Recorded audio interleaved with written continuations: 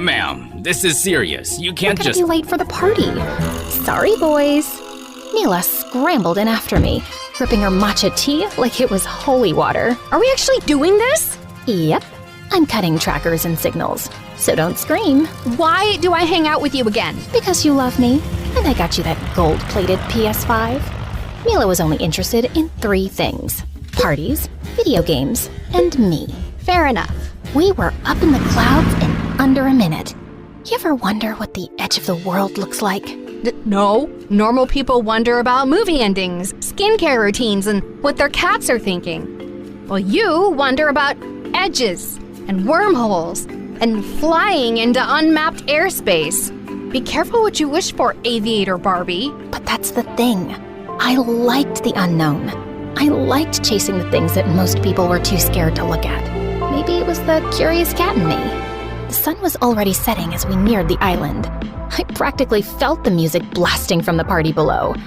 And honestly, I'd rather keep flying than partying with a bunch of basic guys. How about we go somewhere else? Where? The edge of the freaking world? Exactly. You're joking, right? Tell me you're joking. Just a few more loops, okay? Girl, I swear on my last will, you're gonna regret this one day. Oh, come on. My parents won't be back for 3 days. I have to make the most of it. Do you know how long I've been waiting for this chance? Ugh, fine. But we better not miss the party, or else. Don't worry, girl. I got you. I whipped a U-turn midair and just let loose. I was flying. Not just with wings, but with freedom.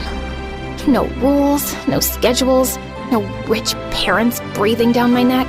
It was just me, the sky, and my best girl screaming her lungs out beside me.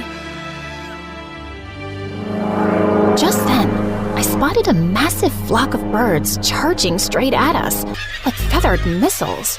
And they did not look friendly at all. Uh-oh.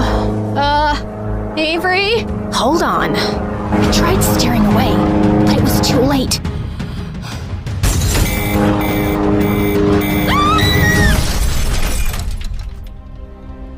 When I opened my eyes, I wasn't in my jet anymore. I was lying on the grass, in the middle of nowhere. I sat up and looked around with my heart pounding in my ears.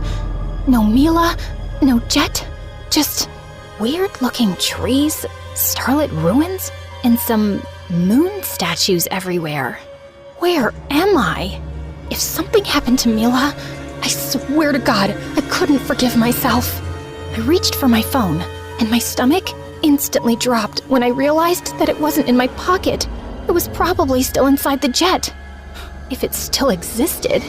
I scrambled up and immediately heard the saddest squish under my designer boots. Please don't be poop. Please don't be poop. Yep, probably poop. Great. Love that for me. But no time to emotionally process that right now. I needed to find Mila, or my jet, or a working cell tower, or anyone I could beg for help. I mean, I didn't survive boarding school and etiquette class just to die lost in an unfamiliar place. I took a shaky step forward and glanced up, then froze at the sight of the massive moon. It was hanging so low I felt like I could high-five it. Its bluish-purple light drenched the place, making everything feel strangely off. I tensed up the moment I heard rustling nearby. I spun around and gasped when I saw a deer. And it wasn't just any deer. It was tall, glowing, and elegant. And it was staring right at my soul. It then turned and pranced away into the mist. And of course, being the curious little disaster that I was, I followed it. As I walked, I noticed even more moon statues around, and giant deer sculptures peeking out from behind glowing bushes like they were quietly watching me. What even is this place? For a moment, I actually hoped that I was at the edge of the world. I was terrified and weirdly curious at the same time. Eventually, the deer stopped at some ruins on a low cliff where old stone shrines and ancient relics that my dad would probably be interested in were scattered around. My heart jumped in relief when I spotted someone, a woman, but something was off with her. She was kneeling in front of one of the shrines, arms lifted toward the glowing moon, like she was in the middle of some ritual or something. I was about to call out to her when she suddenly rose, her long, ethereal purple hair spilling over her shoulders and shimmering under the moonlight. Wait, were those elf ears? And what was up with the antlers on her head?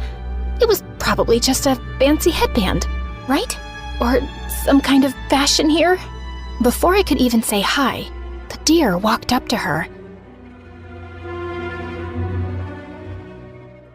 And she smiled and leaned her forehead against its nose, like they'd been besties since birth. Weird, but sweet, like nature therapy. And I almost didn't want to interrupt. As the deer backed away and trotted down the slope, the woman suddenly spoke. The forest whispers when someone new arrives. She then turned to face me and started glowing. And did she seriously just turn into another deer right in front of me? So shapeshifters were indeed real? Okay, either I was dreaming or I hit my head really, really hard. The creature, just started galloping down the slope and across the terrain like it was totally normal behavior. Hey, wait! I tried to follow it, but I suddenly froze when I heard a lullaby echoing through the trees. I followed the sound, and just a few feet from where I left the cliff, I stumbled into a flower field, and in the middle of it was another woman, and she was twirling under the moon like she was filming a perfume commercial or something. God, I hope this one's normal this time. I hid behind a tree to take a closer look at her, and wow, she looked hauntingly beautiful. No antlers this time, just a lacy eye mask and a stunning dress that was giving Dior or Valentino vibes. Not gonna lie, she was mesmerizing.